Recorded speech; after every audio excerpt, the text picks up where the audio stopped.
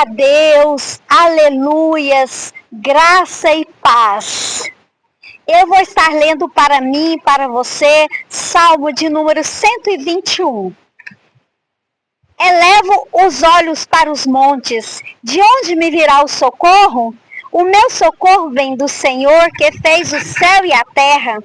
Ele não permitirá que os seus pés vacilem, não dormitará aquele que te guarda. É certo que não dormita nem dorme o guarda de Israel. O Senhor é quem te guarda, o Senhor é a tua sombra, a tua direita. De dia o sol não te molestará, nem de noite a lua. O Senhor te guardará de todo mal, guardará a tua alma. O Senhor guardará a tua saída e a tua entrada, desde agora e para sempre. Amém.